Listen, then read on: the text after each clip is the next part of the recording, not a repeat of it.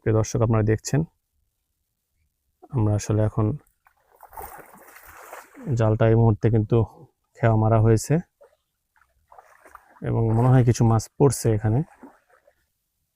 আসসালামু আলাইকুম সুপ্রিয় দর্শক, সবাই কেমন আছেন? সবাইকে পবিত্র ঈদুল আজহার শুভেচ্ছা জানাচ্ছি।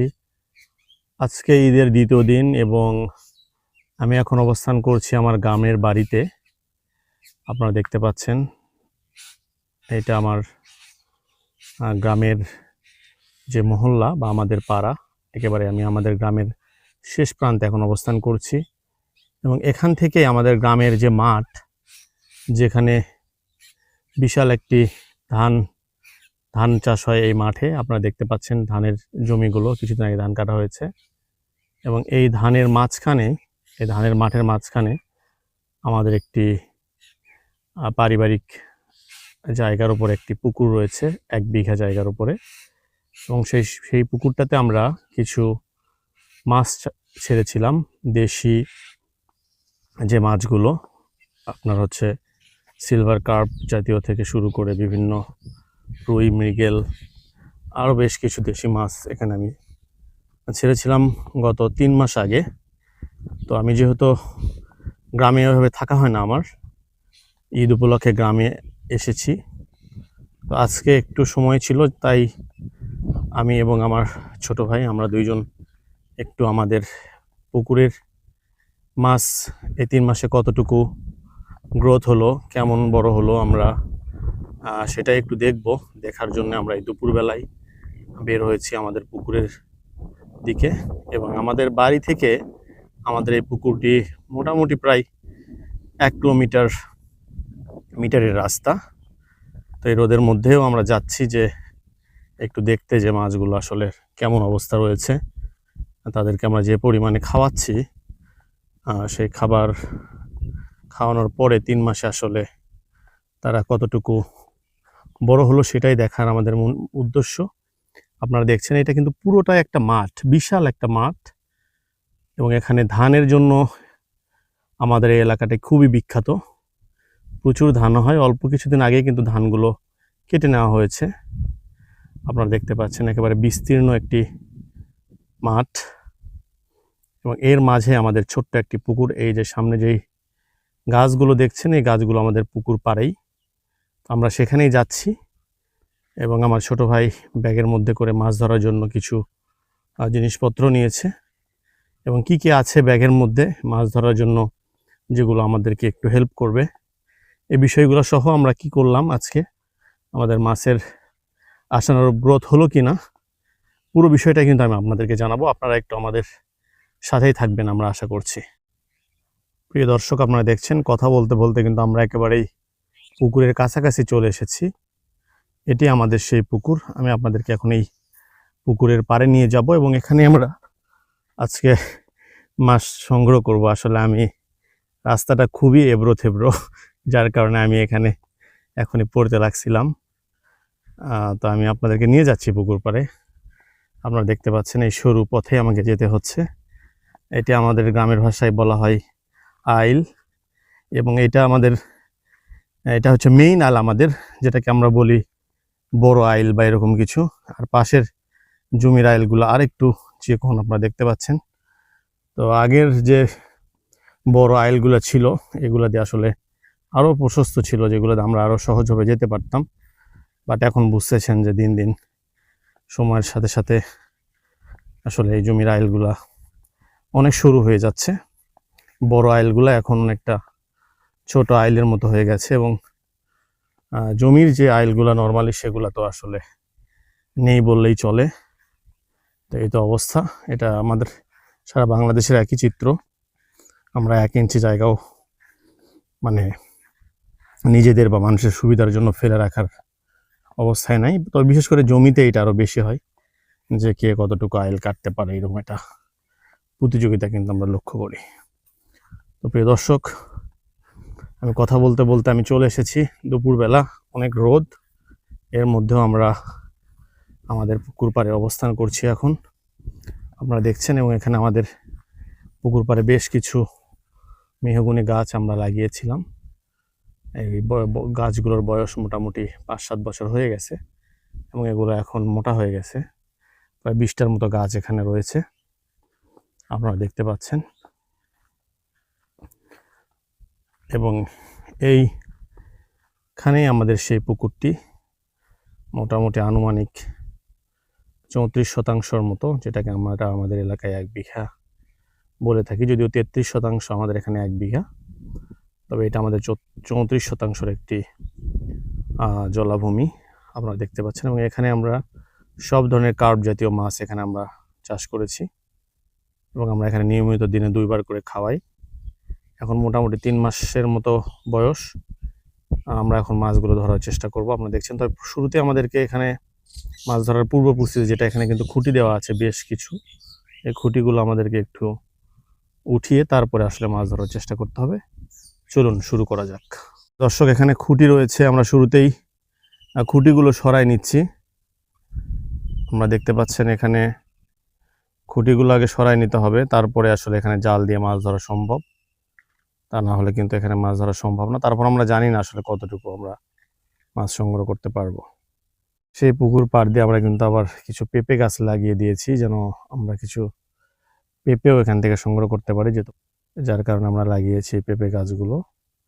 তবে তো প্রিয় দর্শক, আপনারা দেখছেন আমরা এখন এই মুহূর্তে খুঁটিগুলোকে আসলে শুরুতে সরাই নিচ্ছি, যেন এখানে একটু খাবার দিয়ে আমরা কিছু মাছ জাস্ট দেখার জন্য, আমরা আজকে মাছগুলো বাড়িতে খাওয়ার জন্য নিচ্ছি না, শুধু দেখার জন্য আমরা এসেছি।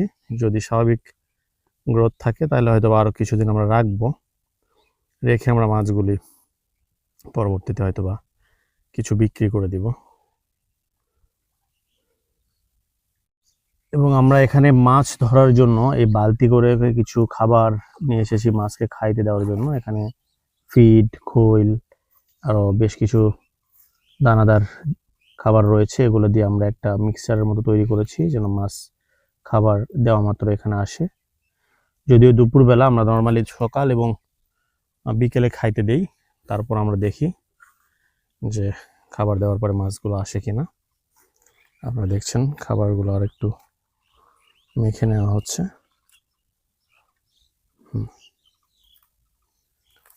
এবং যেখানে আমরা খুঁটি যে জায়গা থেকে সরাইলাম সেখানে আমরা খাবারগুলো দিচ্ছি। এক জায়গায় সিটে না, সিটে দেওয়া যাবে না, এক জায়গায় দিতে হবে, তাইলে মাছ এক জায়গাতে থাকবে। ঠিক আছে, আমরা এক জায়গাতেই খাবারগুলো দিচ্ছি, যেন মাছগুলো একটা জায়গাতে এসে জড়ো হয়। হ্যাঁ, আমাদের খাবার দেওয়া মোটামুটি শেষ। আমরা এখন মোটামুটি 10 মিনিটের মতো আমরা এখানে অপেক্ষা করব, যেন মাছগুলো খাওয়ার জন্য এখানে আসে। তারপরে আমরা কিন্তু আমাদের যে জাল রয়েছে সেই জাল দিয়ে আমরা মাছগুলো দেখব কেমন হয়েছে। এবং এখানে আমরা এই জালটা নিয়ে এসেছি, যেটাকে আমাদের অনেকে বলে খেওয়া জাল, অনেকে আমরা আমাদের অঞ্চলে বলি এটা হচ্ছে তোরা জাল।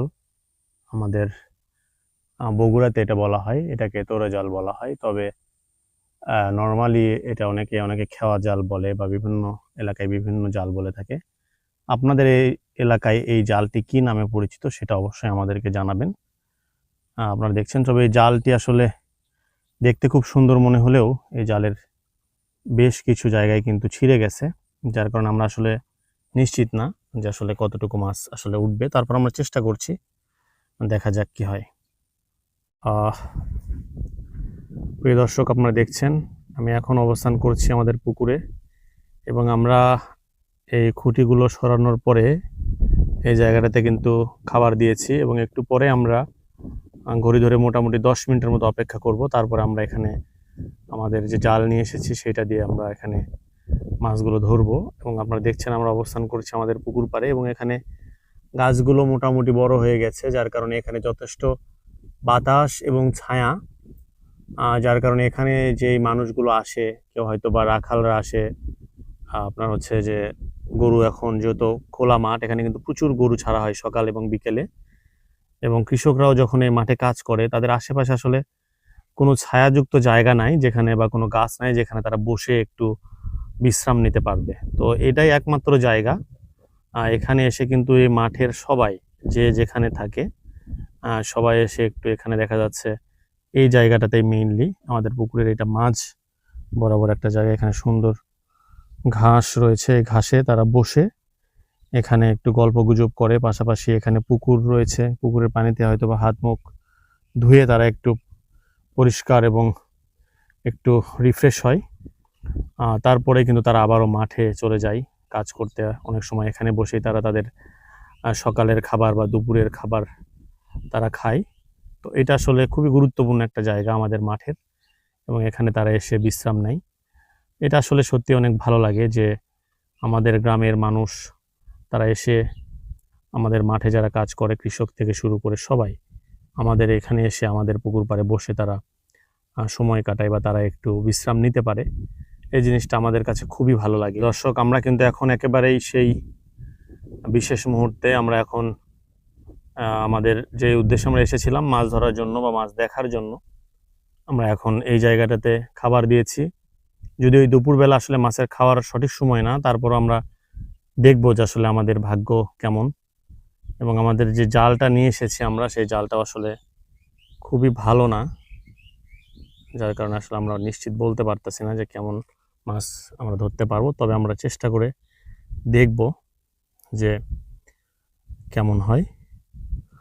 তবে মাছ চাষের আমার কাছে সবচেয়ে যেটা সুবিধা মনে হয় সেটা হচ্ছে যে আসলে একবার মাছ আপনার পুকুরে ছাড়ার পরে 3-4 মাস ওইভাবে আর তেমন পরিশ্রম করতে হয় না। শুধু রেগুলারলি একটু খাবার আপনারা দেখছেন, এবং একসাথে আপনি ধীরে ধীরে হয়তো একটা ছোট একটা পুকুরে ধীরে ধীরে মাছ আপনি ছাড়লেন, ছেড়ে ধীরে ধীরে ধীরে যখন 6 মাস পরে বা 4 মাস পরে বিক্রি করবেন, তখন একটা বড় অ্যামাউন্ট আপনি কিন্তু একসাথে পেতে পারেন। প্রিয় দর্শক, আপনারা দেখুন আমরা এখন জাল টেনে সামনের দিকে বেশি মারিস, সামনে আগায়া। প্রিয় দর্শক, আপনারা দেখছেন আমরা আসলে এখন জালটা এই মুহূর্তে কিন্তু খেওয়া মারা হয়েছে, এবং মনে হয় কিছু মাছ পড়ছে এখানে। উপর থেকে মারা লাগতো, নিচে নামার চাইতে উপর থেকে মারলে ভালো হতো। প্রিয় দর্শক, আমরা তারপরও দেখি, বেশি জাল কিন্তু আছে, ছেঁড়া আছে, বেশিক্ষণ রাখা যাবে না, দ্রুত ওঠা। প্রিয় দর্শক, আমরা দেখি ও একেবারে পুকুরের মাঝখানে নেমেছে, যদিও একটু অংশ কিন্তু এই পাশের খুঁটিতে পড়েছিল। তো খুঁটিতে পড়লে কিন্তু মাছ বের হয়ে যাওয়ার একটা সম্ভাবনা থাকে। তবে আমরা দেখি ও পুকুরের মাঝখানে কেমন কি অবস্থা। মাছ পড়েছে জালে, এটা আমি বুঝতে পারছি, কিন্তু আসলে জাল দ্রুত উঠাইতে হবে, বেশি করা যাবে না, বেশি দেরি করা যাবে না। কারণ হচ্ছে যে ছিদ্র আছে, জাল কিন্তু মাছ বের হয়ে যাবে। ওরা জালের নিচে যখন পড়ে তখন আশেপাশে শুধু খুঁজে যে কোন পাশটাতে ছিদ্র আছে বা কি আছে। প্রিয় দর্শক, আপনারা দেখছেন মাছ কিন্তু ভালো অ্যামাউন্ট বা ভালো সংখ্যক উঠেছে। আমরা দেখতে পাচ্ছি একটা বড় সিলভারটা ধর। হ্যাঁ হ্যাঁ হ্যাঁ, হয়েছে। আমরা জাস্ট চেক দিব, মেন কথা হচ্ছে এটাই। ওই পাশে ফাঁকা আছে না, ওই পাশে ঘুরে আয় নাইলে। হ্যাঁ প্রিয় দর্শক, ও কিন্তু মাছ মোটামুটি, যেটা আমাদের মেন উদ্দেশ্য চেক দেওয়া যে মাছ আছে কিনা, সেই সংখ্যক মাছ কিন্তু পেয়েছে। আপনারা দেখতে পাচ্ছেন ওই পাশে, ওই কোনায় যা, ওইখানে একটু জায়গা ভালো, আমরা একটু ওই পাশে দেখি। হ্যাঁ প্রিয় দর্শক, আপনারা দেখতে পাচ্ছেন, হ্যাঁ আমরা 2টা সিলভার কার্প মাছ আমরা উঠাইতে পেরেছি। কারণ হচ্ছে যে এখানে আসলে যে জালটা এতটাই ছিদ্র, এত জায়গায় কানা রয়েছে যে আসলে দেখি একটু সামনে নেই, মাছগুলো এখানে রাখ। মাছগুলো আসলে চলে গেছে মনে হয়, যেগুলো কার্প জাতীয় মাছগুলো নিচে থাকে। সিলভার কার্প যেহেতু উপরে থাকে, যার কারণে এই মাছটা ধরা পড়েছে। আপনারা দেখতে পাচ্ছেন এখানে 2টা মাছ পাশাপাশি, মাছটা কিন্তু লাফালাফিও করতেছে। দেখি গেল।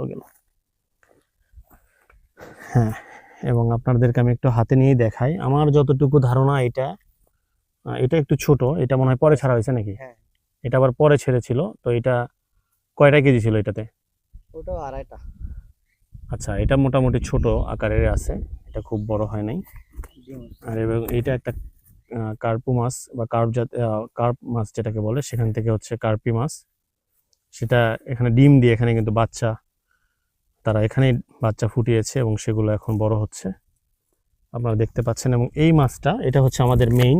এইরকম মাছ আমরা এই পুকুরে কতগুলো ছেড়েছিলাম?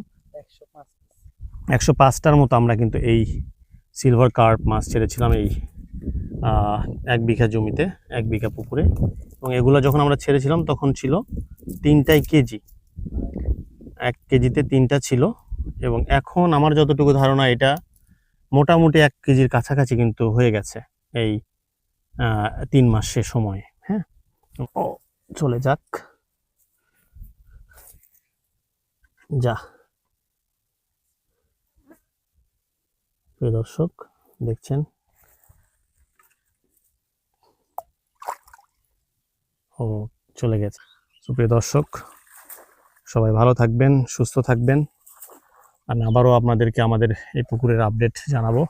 তো আজকের মতো আপনাদেরকে এখানে বিদায় জানাচ্ছি। মাছ চাষ যাদের পছন্দ তারা অবশ্যই কমেন্ট করে জানাবেন যে আপনারা কী ধরনের মাছ চাষ করছেন বা কী ধরনের মাছ আপনাদের পছন্দের বা কী ধরনের মাছ চাষ করতে চান, এবং মাছ চাষ নিয়ে যদি আপনাদের কোনো পরামর্শ বা কোনো মতামত থাকে সেটাও আমাদেরকে জানাতে পারেন, বা আমাদের কোনো পরামর্শ আপনাদের প্রয়োজন হবে মনে করলে আমাদের সাথে যোগাযোগ করতে পারেন। কারণ আজকের মতো আমি এখানেই শেষ করছি। সবাই ভালো থাকবেন, সবাই সুস্থ থাকবেন। আল্লাহ হাফেজ।